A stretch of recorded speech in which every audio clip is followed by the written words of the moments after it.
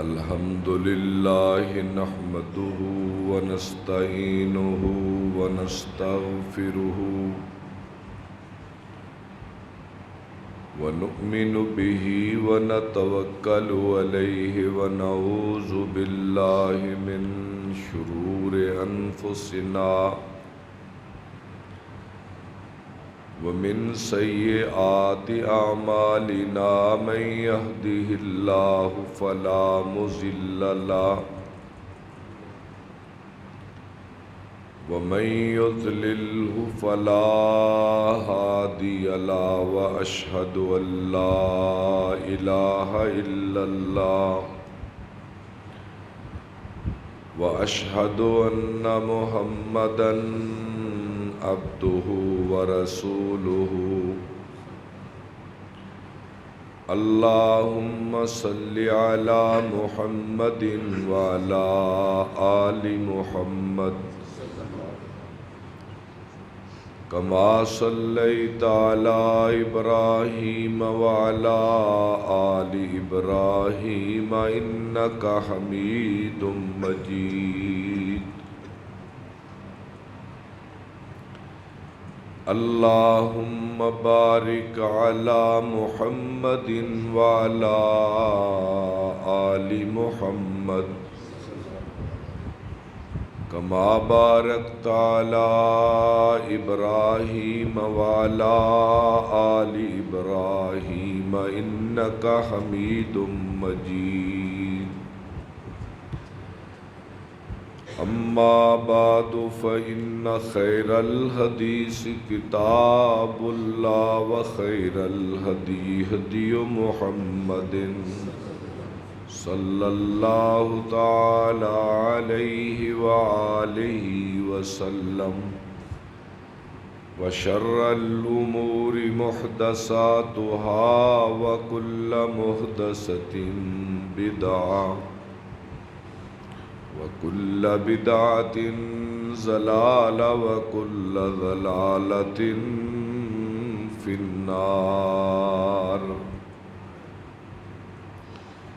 قال الله سبحانه وتعالى في القرآن المجيد والفرقان الحميد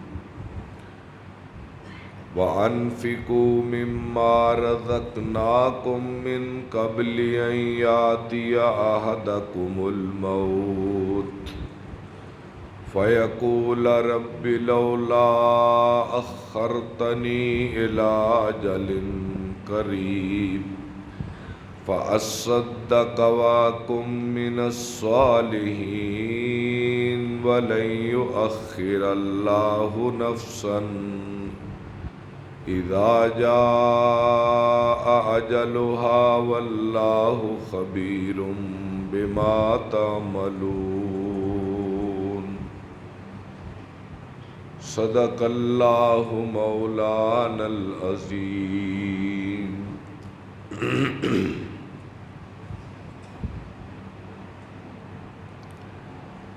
جو رزق ہم نے تمہیں دے رکھا ہے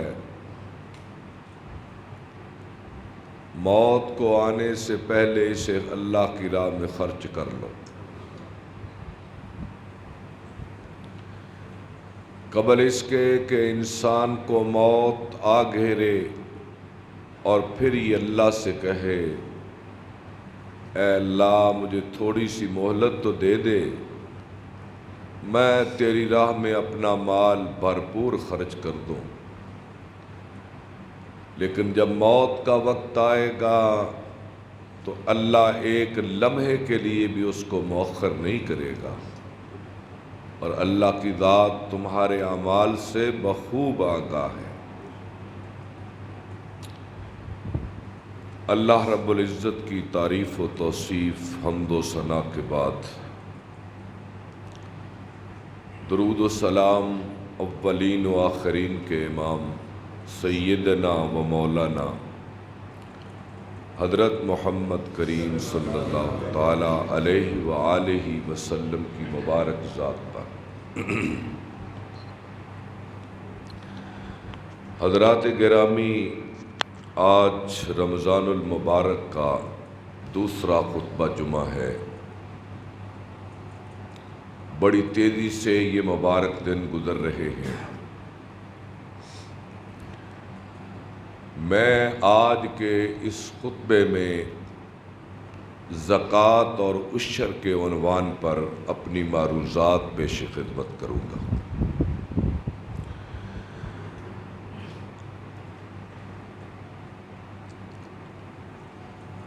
قرآن مجید ہمیں اللہ کی راہ میں خرچ کرنے کا حکم دیتا ہے، اور اس کو ہم اپنی زبان میں سخاوت کہتے ہیں۔ اللہ کی راہ میں خرچ کرنے کو سخاوت کہتے ہیں۔ سخاوت ایک ایسا عمل ہے جو انسان کو دنیا میں بھی عزت دیتا ہے اور موت کے بعد بھی عزت دے گا۔ بخیلی، کنجوسی، طمع، ہرس، لالچ، یہ چیزیں انسان کو دنیا میں بھی بے عزت کرتے ہیں اور آخرت میں بھی یہ چیز انسان کو رسوا کرے گی۔ اللہ کی ذات بڑی بے نیاز ہے۔ آپ دیکھیں، سخی آدمی میں کچھ عیب بھی ہوں، اگر کوئی نقص، کوئی کمی بھی ہو، دنیا دار اسے معاف کر دیتے ہیں، اور بخیل آدمی جتنا بھی ذہین اور لائق ہو، معاشرہ اس کو مجلس کی جوتیوں میں بٹھاتا ہے، کوئی اسے سر آنکھوں پہ بٹھانے کے لیے تیار نہیں ہوتا۔ یہ دنیا والوں کا بھی طریقہ ہے اور اللہ کا بھی یہی طریقہ ہے۔ اس لیے آپ نے فرمایا، سخی انسانوں کے قریب ہوتا ہے، انسانوں کے دلوں میں بستا ہے، اللہ کے قریب ہوتا ہے، جنت کے قریب ہوتا ہے اور دوزخ سے دور ہوتا ہے۔ اور بخیل آدمی لوگوں سے دور ہوتا ہے، اللہ سے بھی دور ہوتا ہے، جنت سے بھی حضور نے فرمایا دور ہوتا ہے، اور دوزخ کے بہت قریب کنارے پہ رہتا ہے۔ تو اللہ تعالیٰ نے اپنے نبی کو جو اوصاف دی ہیں، اس میں آپ کے 99 ناموں میں ایک نام ہے جواد۔ جواد اللہ کا بھی نام ہے اور حضور کا بھی نام ہے، جواد۔ جواد کہتے ہیں سخی کو، ایسا سخی کہ جس کو فقر کا ڈر نہ ہو، جس کو محتاج ہونے کا ڈر نہ ہو، جو اس کے پاس ہو دے دے، اسے جواد کہتے ہیں۔ ہمارے آقا سیدنا مولانا حضرت محمد کریم صلی اللہ علیہ وسلم جواد تھے، اور ایسے سخی تھے، آپ زکوٰۃ نہیں خرچ کرتے تھے۔ سن لے ذرا، حضور کی سخاوت میں زکوٰۃ نہیں تھی، کیونکہ زکوٰۃ تو میرے نبی پہ کبھی فرض ہی نہیں ہوئی۔ حضور زندگی میں کبھی صاحب نصاب نہیں ہوئے کہ آپ پر زکوٰۃ فرض ہوئی ہو، ایسا واقعہ ہی نہیں ہے۔ آپ جو بھی خرچ کرتے تھے وہ زکوٰۃ کے علاوہ خالص مال ہوتا تھا۔ اور میں حدیث پڑھ رہا تھا کہ اگر آپ کے پاس کچھ نہ ہوتا اور سائل آ جاتا تو آپ قرض اٹھا کر اسے ضرور دیتے تھے، اور آنے والے کو کبھی خالی ہاتھ نہیں جانے دیتے تھے، باوجود اس کے کہ کاشانہ نبوت میں چولہا نہیں جلتا تھا، اس کے باوجود در مصطفیٰ پہ آنے والا کوئی سائل خالی ہاتھ بھی نہ جاتا تھا۔ ایک شخص حضور صلی اللہ علیہ وسلم کے پاس آیا اور آ کر کہنے لگا کہ مجھے اتنی بکریاں دو جتنی دو پہاڑوں کے درمیان میں ہوتی ہیں، دو پہاڑوں کا دامن بھر جائے، مجھے اتنی بکریاں چاہیے۔ اللہ کے رسول صلی اللہ علیہ وسلم نے اسے اتنی بکریاں دے دی جتنی اس نے مانگی. بدو تھا اور لیے بکریوں کا ریوڑ بھاگا اپنی قوم کی طرف. اس کی قوم مسلمان نہ تھی. اونچی آواز سے اپنی کپڑے کا پھریرا بلند کر کے آواز دینے لگا, اے میری قوم, اے میرا قبیلہ, میں تمہیں یہ کہتا ہوں کہ سب چلو مدینے میں اور محمد عربی کا کلمہ پڑھ لو. اس ذات کی قسم جس کے قبضہ قدرت میں میری جان ہے, میں نے اس کو اتنا سخی پایا, وہ اتنا خرچ کرتا ہے کہ اسے فقر کا کوئی ڈر نہیں ہوتا, جو آتا ہے دے دیتا ہے. صفوان ابن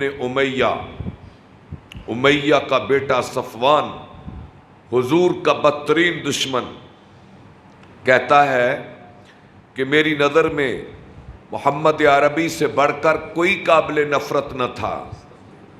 اور فتح مکہ کے دن میں اسلام لایا, حنین کی جنگ ہوئی, حضور کے پاس ہزاروں اونٹ اور ہزاروں بکریاں آئیں, تو اللہ کے نبی نے فرمایا صفوان کو 100 اونٹ دے دو, پھر فرمایا 100 اور دے دو, پھر فرمایا 100 اور دے دو.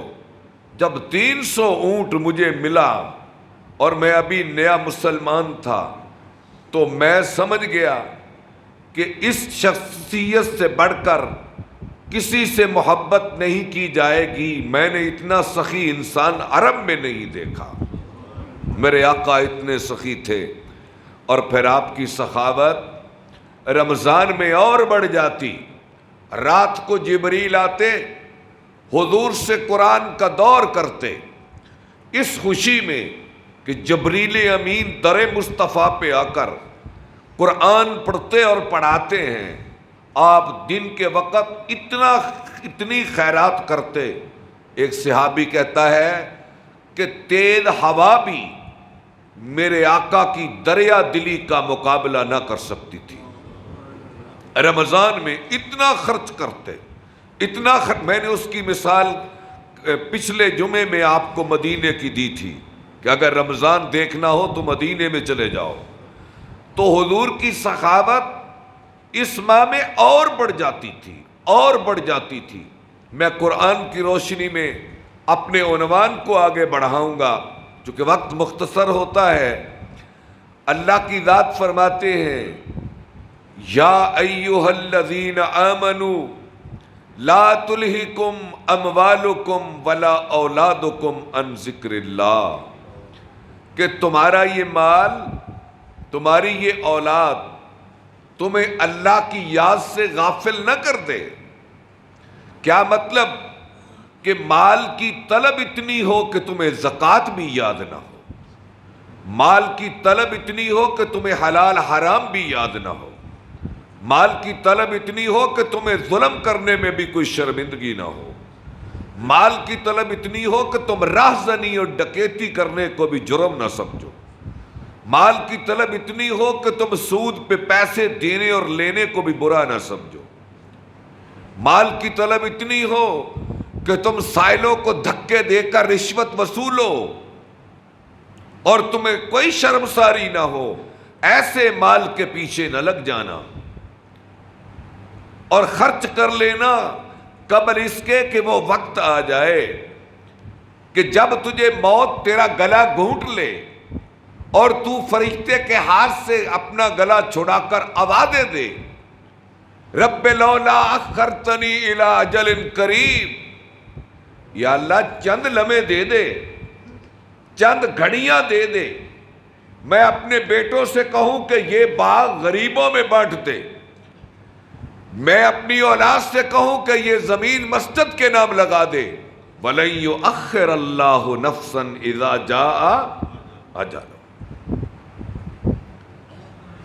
جب وہ وقت مقرر آئے گا تو میں ایک ساتھ کے لیے بھی تجھے مہلت نہیں دوں گا. میرا قاعدہ ہے, میرا قاعدہ ہے.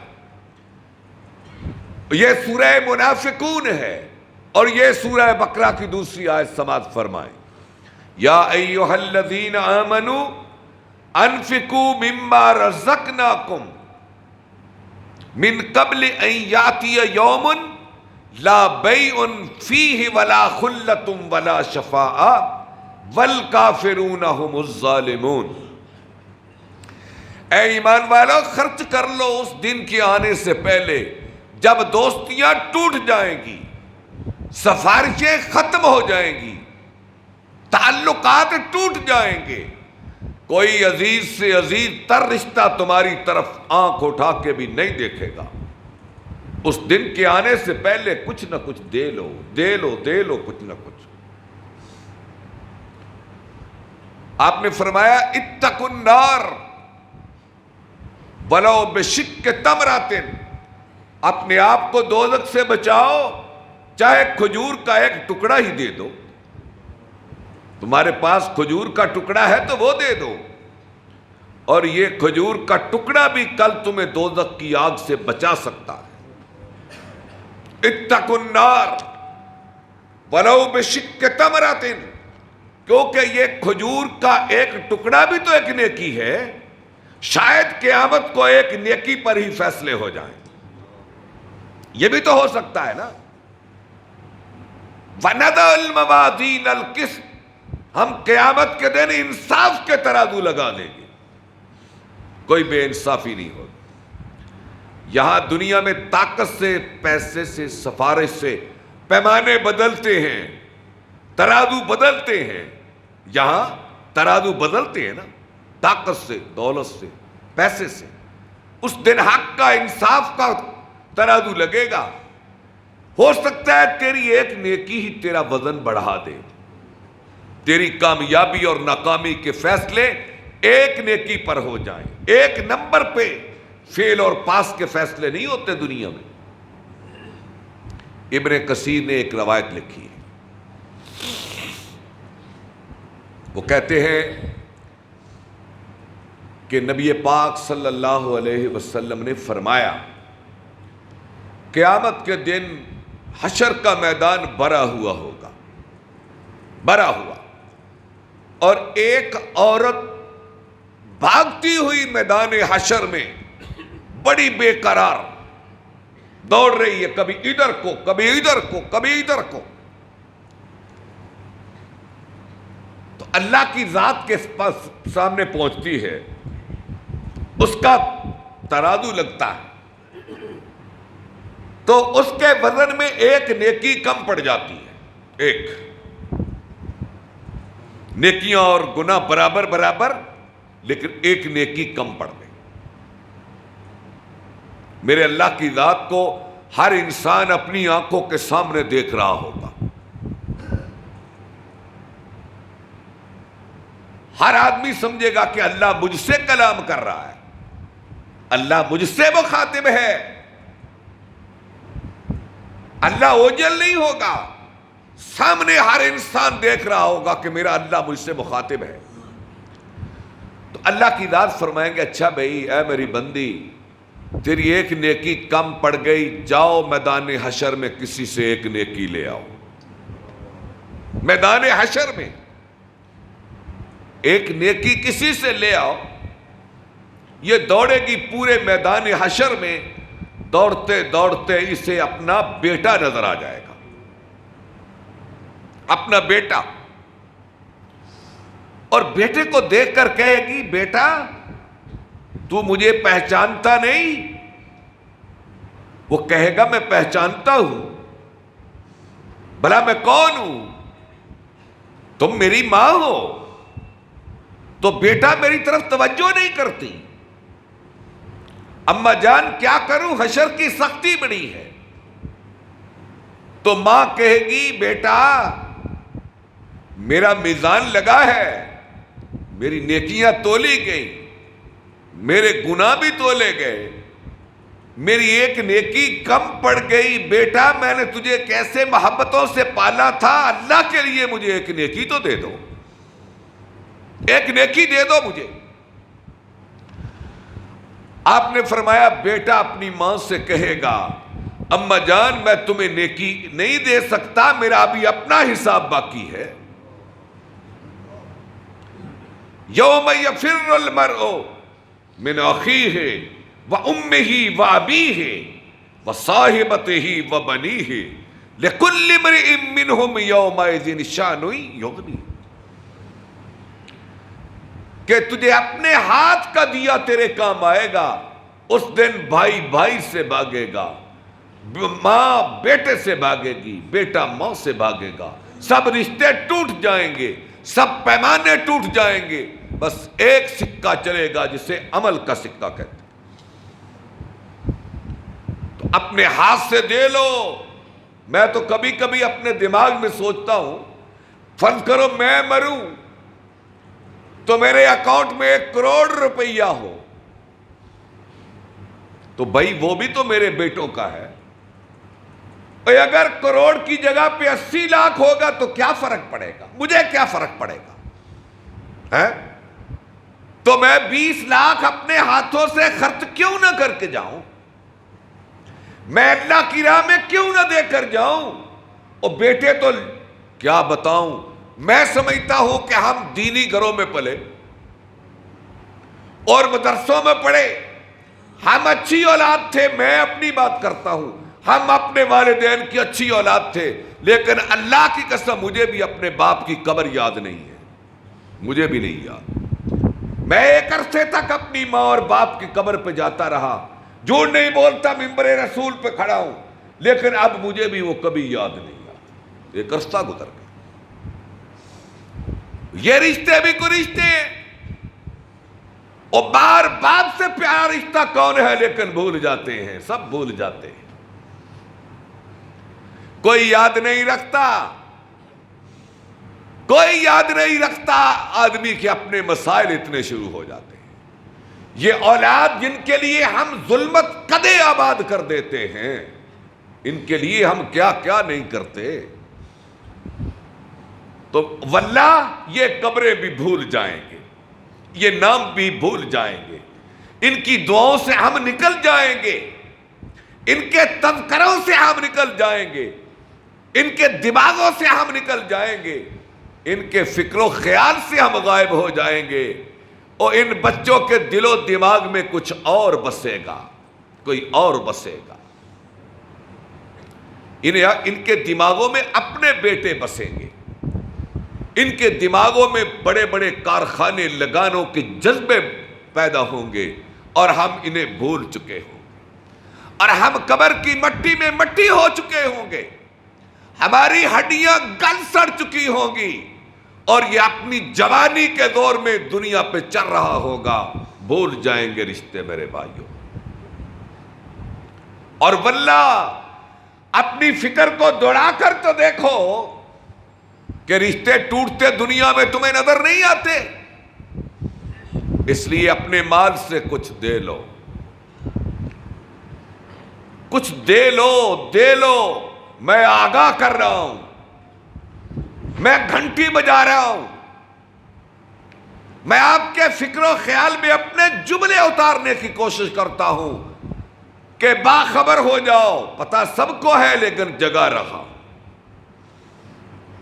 خدا کی قسم یہ سب رشتے ٹوٹ جائیں، اور یہ ہاتھ کا دیا ہوا کام۔ آج تو غربت بڑی ہے، کبھی مزدور کو دیکھو، بیمار کو دیکھو، غریب کو دیکھو، چھوٹے ہاری کو دیکھو، بستیوں میں چلے جاؤ، شہروں میں چلے جاؤ، چاروں طرف بھوک کے ڈیرے ہیں، افلاس کے ڈیرے ہیں، تنگ دستی کے اندھیرے ہیں، اور بیچارے انسانیت تو ہمارے ملک میں، بالخصوص ہم غریب ملک ہیں، جہاں چاروں طرف غربت کے ڈیرے ہیں۔ اپنا کردار ادا کرو، کسان بھی، زمیندار بھی، سرمایہ دار بھی، کارخانہ دار بھی، مالدار بھی، اپنا کردار ادا کر کے اپنے خدا کو راضی کرو، غریبوں پہ اپنا مال خرچ کرو، پھر وقت مہلت نہ دے گا تو بڑا پچھتاوا ہوگا۔ اور میرے آقا تو اتنے رحیم و کریم تھے، آپ دعا کرتے، اللہم اجعل رزق آل محمد قوتا، یا اللہ مجھے اور میری آل کو رزق ناپ تول کے دینا، ہائے ہائے، یعنی مجھے اور میری آل کو رزق ناپ تول کے، یعنی زیادہ نہ دینا، اپنے لیے اپنی اولاد کے لیے رزق ناپ تول کر، اور امت کے لیے دعا کی یا اللہ میری امت پہ کبھی قحط نہ آئے۔ یہ ہے رحمت للعالمین، یہ نبی رحمت ہے اپنے لیے اور اپنی آل کے لیے دعا کی یا اللہ ان کو زیادہ رزق نہ دینا۔ اور یہی وجہ ہے کہ فاطمہ کے گھر میں فاقے ہوا کرتے تھے، فاطمہ بنت رسول کے گھر میں فاقے ہوا کرتے تھے، اور حضور کے خود کا شانہ مبارک پر کئی دن چولہا نہیں جلتا تھا، لیکن امت کے لیے دعا کی، اے اللہ میری امت کو قحط سے بچانا، غربت سے بچانا، افلاس سے بچانا۔ تو یہ نبی ہے، نبی دو رحمت علیہ الصلوۃ والسلام، ان کے ہم امتی ہیں، اور ہمیں فخر ہے کہ ہم نبی رحمت للعالمین کے امتی ہیں، لیکن ہمیں نبی کے اوصاف کو اپنانا چاہیے۔ حضور سخی ہو، امتی بخیل ہو، نبی بہادر ہو، امتی بزدل ہو، یہ کہاں کی بات ہے؟ ہم سخی نبی کے امتی ہیں، سخی بن کر دکھاؤ۔ نعتوں سے کام نہیں چلے گا، اکیلا درود پڑھنے سے کام نہیں چلے گا، قوالی اور نعت خانوں پہ پیسے پھینک کر کام نہیں چلے گا۔ اسلام کی روح اور ہے، یہ نعتوں اور قوالیوں سے یہ اسلام کی روح نہیں ہے۔ قوالوں پہ پیسے دینا، نعت خانوں پہ پیسے دینا، یہ دین کی روح نہیں ہے، یہ محمد عربی سے محبت کی علامت نہیں ہے۔ میں تمہیں بتاتا ہوں، میں تمہیں کہتا ہوں، قرآن مجید کی آیت کی طرف آتا ہوں، زکوٰۃ کے عنوان کی طرف۔ اللہ کی ذات فرماتے ہیں والذین یکنزون الذہب والفضہ، وہ لوگ جو سونے چاندی کو جمع کر کر کے رکھتے ہیں، ولا ينفقونها فی سبیل اللہ، اور اس سے زکوٰۃ نہیں دیتے، فبشرہم بعذاب علیم، اے میرے حبیب ان کو دردناک عذاب کی خبر سنا دو۔ یہ آیت کا ترجمہ کر رہا ہوں، یہ حدیث نہیں ہے، آیت قرآنی کا ترجمہ ہے۔ اور زکوٰۃ نہیں دیتے، انہیں دردناک عذاب کی خبر سنا دو۔ یوم یحمى علیہا فی نار جہنم، ہم ان کے مال کی تختیاں بنا کر دوزخ میں گرم کریں گے۔ یحمى علیہا فی نار جہنم فتکوی بہا جباہہم، تو وہ سونے اور چاندی کی تختیاں، میری بہنیں، میری بیٹیاں مسجد کے اندر موجود ہیں، عورتوں کو زیورات سے بڑی محبت ہوتی ہے، شوہروں سے لڑ کر، ان بیچارے غریبوں سے جھگڑ کر لمبے چوڑے زیورات بنانا یہ عورتوں کا پسندیدہ مشغلہ ہے نا۔ میں اپنی بہنوں بیٹیوں سے کہوں گا جو مسجد کے اندر ہیں، وہ زیور کے بارے میں میری بات توجہ سے سنیں۔ فَتُقْوَى بِهَا جِبَاهُهُمْ، جباہ وَجُنُوبَهُمْ، کمرے، پہلو، یہ دونوں پہلو، کمر۔ ہم قیامت کے دن جس سونے سے زکوٰۃ نہ دی گئی، توجہ سے سنیں، جس سونے اور چاندی کی زکوٰۃ نہ دی گئی، اس سونے کی ہم تختیاں بنائیں گے، پھر اس کو دوزخ میں گرم کریں گے۔ فَتُقْوَى بِهَا جِبَاهُهُمْ، پھر ان کے پہلوؤں پر اور ان کی کمروں پر ہم داغ دیں گے، اور کیا کہیں گے؟ فَذُوقُوا مَا كُنْتُمْ تَكْنِزُونَ، ہاں زکوٰۃ نہ دینے کا اب مزہ چکھو۔ یہ آیت ہے، یہ کسی فرقے کی بات نہیں، یہ قرآنی آیت کا ترجمہ ہے۔ کوئی فرقے کی بات کرے تو اختلاف ہو سکتا ہے نا مجھے آپ کو، بھئی یہ اس کا مسئلہ ایسا نہیں ہے، یہ ایسا ہے۔ اللہ کے نبی صلی اللہ علیہ وسلم نے یہاں ایک حدیث بیان کی، اور صحیح بخاری کی حدیث ہے۔ آپ نے فرمایا کہ قیامت کے دن اللہ کی ذات سونے اور چاندی کو پگھلا کر قیامت کے دن آدمی کی پشت پہ داغے گا، پھر آپ نے فرمایا وہ دن ہوگا جو 50,000 سال کا ہوگا۔ 50,000 سال تک آدمی سے یہی سلوک کیا جائے گا، پھر فیصلہ ہوگا۔ آپ نے فرمایا تو پھر اللہ چاہے گا اسے جنت میں بھیج دے، چاہے گا تو دوزخ میں بھیج دے۔ اچھا یہ حدیث کیا بتاتی ہے بھلا بھی؟ یہ حدیث بتاتی ہے کہ یہ آدمی زکوٰۃ کا منکر نہیں تھا، یہ ویسے ہی غفلت میں جیسے آج ہے، مالدار زکوٰۃ نہیں دیتے، ذمہ دار عشر نہیں دیتے۔ آپ دیکھیں شہر میں میرے سامنے ذمہ دار بھی بیٹھے ہیں، میرے سامنے سرمایہ دار بھی بیٹھے ہیں۔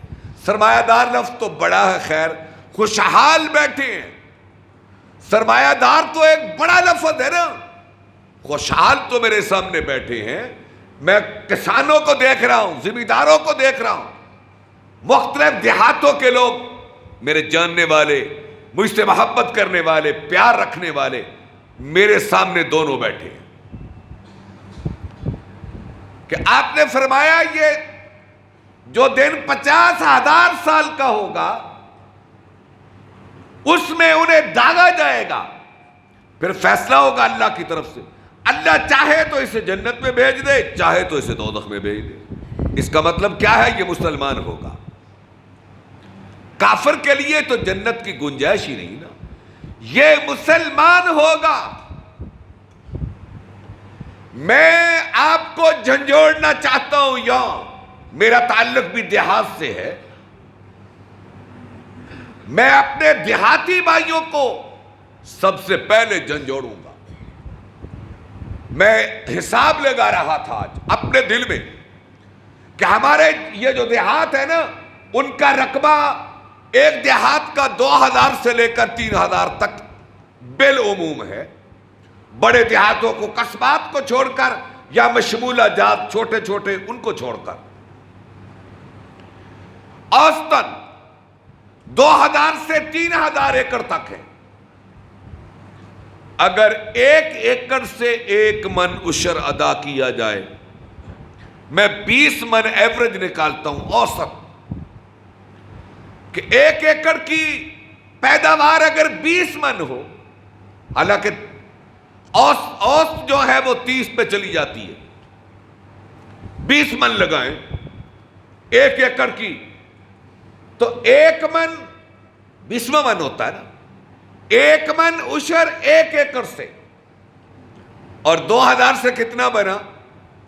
2,000 من۔ 2,000 من ہر، میں نے کم سے کم نیچے آ کر یہ حساب کیا، 2,000 من ہر گاؤں میں عشر ہوتا ہے کم از کم، اور ایک دیہات میں 100 گھر سے زیادہ زکوٰۃ عشر کے مستحق نہیں ہوتے۔ میں اپنے گاؤں کو تو اچھی طرح جانتا ہوں، 100 گھر نہیں ہے کہ جہاں لوگ ذمہ دار عشر بھیجتے ہوں۔ اگر 100 گھر ہو، 2,000 من ہو، تو چٹھا صاحب فی گھر کتنے دانے آئے؟ 200 کر لو، 10 من فی گھرانہ، فی گھر 200 گھرانہ نکال لو اگر آپ دیہات میں، تو 10 من ہر گھر میں جاتے ہیں، تو آٹے کی مہنگائی کا معاملہ ختم ہو جاتا ہے۔ اور پھر گندم کا ریٹ جو بھی ہو جائے، غریب کو کیا فرق پڑتا ہے؟ وہاں تو 10 من پہنچ جائیں گے، وہاں 10 من پہنچ جائیں گے، پھر غریب کو بھی امیر کی طرح نہیں پتا ہوگا کہ آٹے کا ریٹ کیا ہے۔ اب تو غریب تھیلا پکڑے اور سارا دن کی مزدوری کرنے کے بعد بیچارہ اپنے بچوں کے لیے آٹا نہیں لے سکتا. اس لیے زکوٰۃ اسلام کا وہ نظام تھا جس کے ذریعے اسلام کی معیشت کو استحکام دینا تھا اور استحصالی نظام کو ختم کر کے اپنے ماننے والوں کو خوشحال کرنا تھا. اب دیکھیں بھائی، الحمدللہ جو مسجد میں ذمہ دار مجھے نظر آتے ہیں یہ عشر تو دیتے ہیں، لیکن یہ کتنے فیصد ہے؟ یہ دیہاتوں میں 1-2%، 3% سے زیادہ نہیں ہے، اور وہ بھی شہر کے قریبی دیہات میں جہاں دین ہے، شعور ہے. آپ پیچھے چلے جائیں، میں نہیں سمجھتا کہ پنڈی بھٹیا کے لوگوں کو یہ بھی پتا ہو کہ عشر کیا ہوتا ہے. عشر ہوتا کیا ہے؟ اگر ذمہ دار اپنی ذمہ داری نبھائے تو دیہاتوں سے غربت جا سکتی ہے. لیکن یہاں مسئلہ کروں گا میں کہ جو ذمہ دار اپنا عشر نہیں دیتا اس کی ساری روزی حرام کی ہوتی ہے، جس طرح زکوٰۃ نہ دینے والے کی ساری روزی حرام کی ہو جاتی.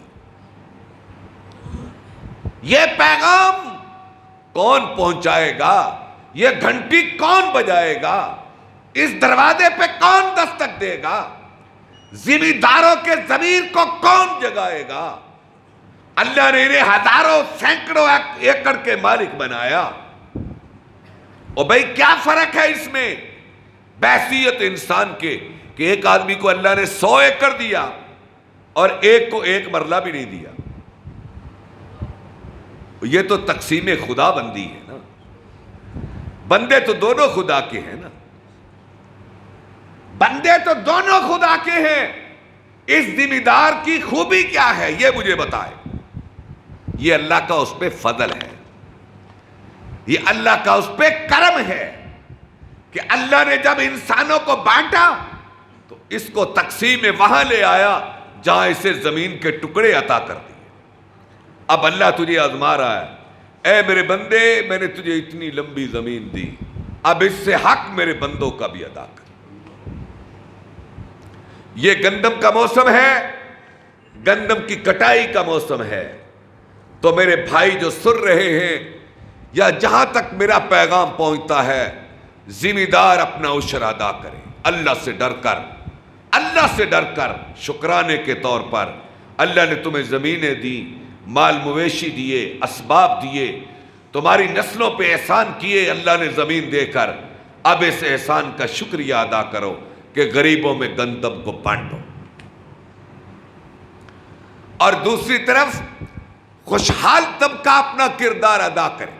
شہروں میں اللہ نے فضل کیے ہم پہ، اللہ نے اپنا کرم کیا کہ ہمیں دینے والوں میں رکھا، لینے والوں میں نہیں رکھا. اس کی تھوڑی کرم نوازی ہے. تو اپنی زکوٰۃ کا حساب کر کے پورے احتیاط کے ساتھ رمضان کے دنوں میں زکوٰۃ لوگوں کے گھروں تک پہنچائے. دیکھتے نہیں چہرے کتنے اداس ہو گئے، چہرے کتنے مایوس ہو گئے. لوگ آس لگائے بیٹھے ہیں، امید لگائے بیٹھے ہیں کب کوئی مالدار آئے گا مجھے پیسے زکوٰۃ کے دے گا اور میں دوائی لے کے آؤں گا، میں اپنی بیٹی کی شادی کروں گا، میں اپنے گرے ہوئے مکان کو بناؤں گا، میں اپنے پھٹے ہوئے لباس میں پیوند لگاؤں گا، پیوند لگاؤں گا. اور بھائی زکوٰۃ لے کر جاؤ کہیں مزدوروں کی آس ٹوٹ نہ جائے. وہ آسیں لگائے بیٹھے ہیں، ان کی آسیں ٹوٹ نہ جائیں. جب آس ٹوٹتی ہے تو دل پھٹ جاتا ہے، جب دل پھٹتا ہے تو خدا کا غضب اترتا ہے. اللہ سے ڈرو. بڑے واقعات میرے ذہن میں گھوم رہے ہیں، دوڑ رہے ہیں، لیکن میں ایک چھوٹی سی بات بیان کر کے اپنی بات کو ختم کرتا ہوں. سخت گرمی ہے، اوپر بھی لوگ ہیں، گلی میں بھی ہیں، موسم بڑا تلخ سخت ہے، لیکن تھوڑی سی بات کر کے ختم کرتا ہوں. آپ نے ابی ابن کعب کو تحصیلدار بنایا، محصل بھی کہتے ہیں، تحصیلدار بنایا. جو بھی زکوٰۃ لے کر آؤ. نکلے، ایک قبیلے میں پہنچے. لو بے حساب کیا